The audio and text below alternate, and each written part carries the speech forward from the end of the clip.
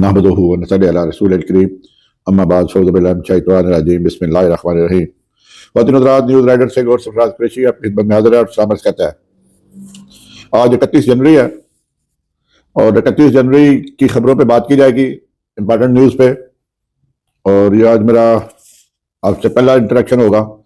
सबसे बड़ी जो ब्रेकिंग न्यूज़ है कि इस्लामाबाद के 5 जजों ने chief justice of Pakistan, chief justice Islamabad high court, chief justice Punjab high court और chief justice Sindh high court को एक खत लिख दिया है कि जो ये जो मनसूबा बनाया जा रहा है बाहर से इंपोर्ट करने का चीफ जस्टिस को, वो हमें कबूल नहीं है। और आर्टिकल 200 जिसके तहत सदर पाकिस्तान किसी दूसरे हाई कोर्ट से जज को एलिवेट कर सकता है किसी दूसरे हाई कोर्ट में, उसमें अल जहाद ट्रस्ट का जो फैसला है वो बड़ा लाउड एंड क्लियर है कि उसमें आपको you have to give the solid reason for by transferring a जज from an high court to another high court. मसला ये है कि इनको अब अमर फरूक को लेके जाना है, इन्होंने चीफ जस्टिस अमर फरूक को इस्लामाबाद हाई कोर्ट से सुप्रीम कोर्ट में एलिवेट करना है। अब उसके बाद तो कानून तो ये है, अब जो नया 26 आईनी तरमीम बनी है 3 जजों में से चीफ जस्टिस बनेगा और वो 3 जज हैं जस्टिस मोहसिन अख्तर कियानी पहले नंबर पे, दूसरे नंबर पे गुल हसन औरंगजेब और तीसरे नंबर पे तारिक महमूद जहांगीरी। तो जजों ने अपने खत में ये कहा है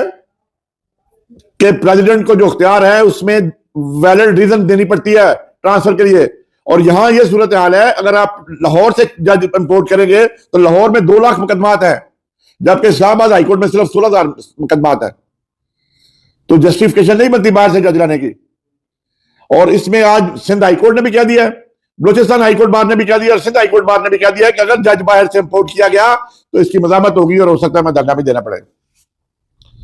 और ये बात ना लाहौर हाईकोर्ट बार होने देगी, ना इस्लामाबाद हाईकोर्ट बार होने देगी, ना सिंध हाईकोर्ट बार होने देगी। तो ये कोई मजाक नहीं है कि आप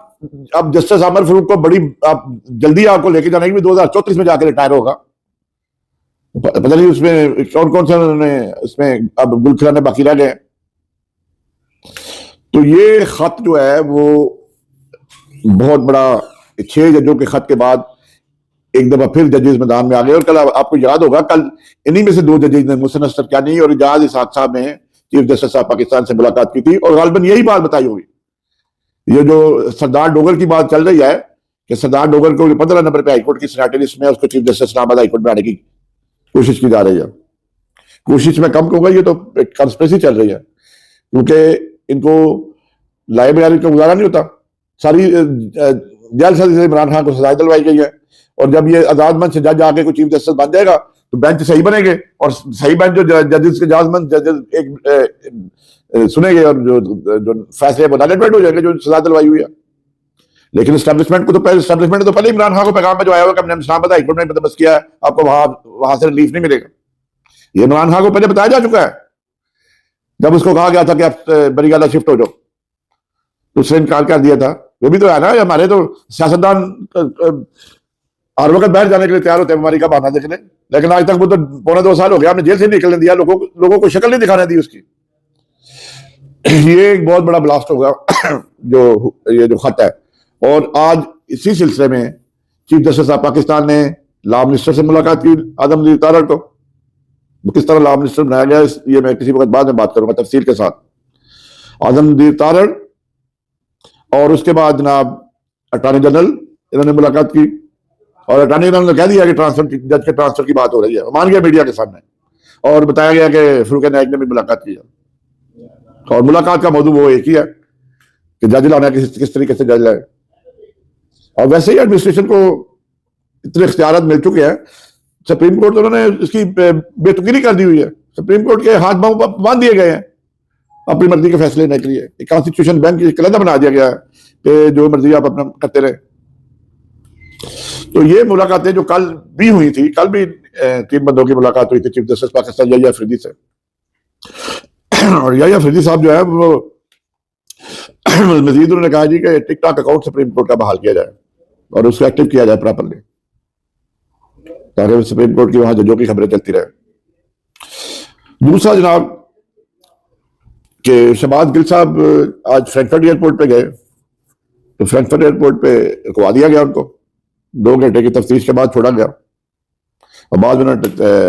ٹویٹ کی کہ میں نکلا ہوں فرینکفرٹ ایئرپورٹ سے، اب اگلی ملاقات جو ہے وہ اٹلی میں ہوگی۔ تو شہباز گل بڑا متحرک ہے اوورسیز پاکستانیوں کے لیے،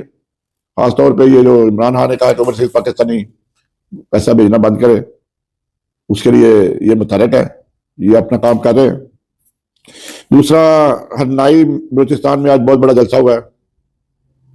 اتنی آبادی چھوٹا سا ضلع ہے لیکن اس حساب سے بہت بڑا جلسہ ہوا ہے۔ اس جلسے کا مسئلہ مطلب یہ نکلا کہ بلوچستان میں بھی عمران خان کی آواز پہنچ رہی ہے، بلوچستان کے عوام میں بھی بیداری آ رہی ہے، بلوچستان کے عوام بھی اب قومی سیاست کے دائرے میں شامل ہونے کے لیے تیار ہے، اور یہ بڑی اچھی چیز ہے۔ وہاں سے صدام ترین جو ہے اس نے یہ جلسہ کروایا، اور بڑی محنت کے ساتھ اس پہ بڑی ہفتہ پوری تیاری ہوتی رہی اس جلسے کی۔ دوسرا جی، کے پی کے سے مزاحمتی تحریک جو ہے وہ شروع ہونے جا رہی ہے،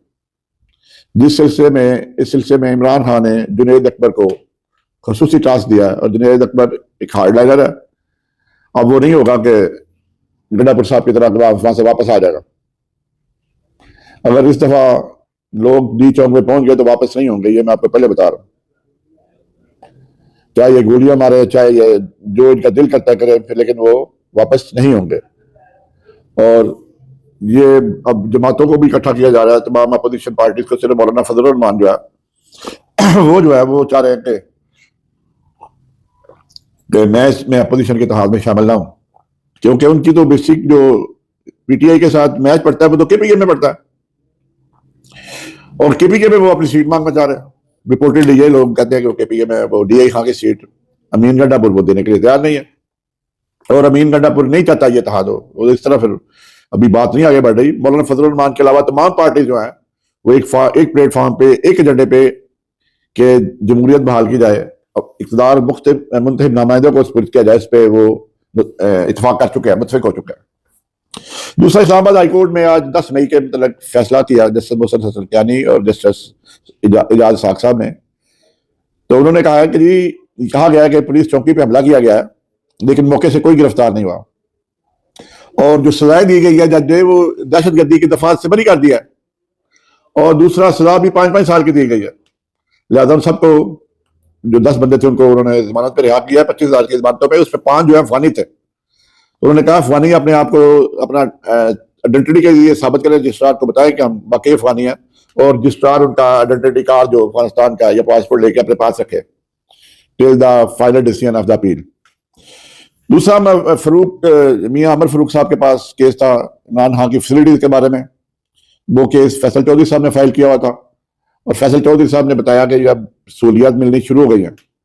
لیکن جو مین ایشو تھا کہ عمران خان کو بیٹوں سے کال نہیں کروائی جا سکتی، تو جیل والوں نے کہا جی ہمارے پاس انٹرنیشنل فیسلٹی موجود تو نہیں ہے، تو مین جو عمران خان اپنے بچوں سے بات کرنا چاہ رہا ہے وہ بھی نہیں کرنے دی جا رہی، اور میاں عمر فاروق صاحب نے وہ ڈسپوز آف کر دیا کیس، یعنی کہ عمران خان اپنے بچوں سے بات کیے بغیر ہی جیل میں رہے گا۔ بھائی انٹرنیشنل فون کیا، ہر بندے کے پاس تو موبائل ہے، اور موبائل میں کیا پرابلم آپ کی ہوتی ہے بات کروانے میں۔ دوسرا، اینڈ میں جو اے ایس ایف کا جو پی آر او ہے منسٹری آف ایویشن پہ، اس کے متعلق کافی میں نے مواد اکٹھا کر لیا ہے، شاید راجہ کے متعلق جو ڈپٹی ڈائریکٹر ہے، تو ان شاء اللہ تعالیٰ نیکسٹ ویک میں ایک بلاسٹ کیا جائے گا کہ یہ بندہ منسٹری میں کیا کچھ کر رہا ہے، اور دوسرے پی آر اوز بھی، کیونکہ منسٹری بیٹھے ہوئے ان کے اوپر نظر چیک تو ہے کوئی نہیں ہے، مادر پیدر آزاد ہے، وہ جی حضوری وہ کر لیتے ہیں، جب ڈی جی اور ڈپٹی ڈی جی کا دورہ ہو وہ آگے پیچھے ہو کے ان کو کچھ کر دیتے ہیں، لیکن اصل میں وہ کہانیاں کیا ہو رہی ہیں وہ ان شاء اللہ تعالیٰ نیکسٹ ویڈیو میں آپ کو بتایا جائے گا، نیکسٹ ویڈیو تو نہیں، نیکسٹ ویک میں ان شاء اللہ تعالیٰ کمپلیٹ ڈیٹیلز کے ساتھ آپ کو بتایا جائے گا۔ خواتین حضرات، اسی کے ساتھ میں آپ سے اجازت چاہتا ہوں، ان شاء اللہ تعالیٰ آنے والے دنوں میں پھر بات ہوگی، دعا میں یاد رکھیں، گرد و نواح کا خیال رکھیں، اللہ تعالیٰ آپ کا حامی و ناصر ہو۔ السلام علیکم ورحمۃ اللہ وبرکاتہ۔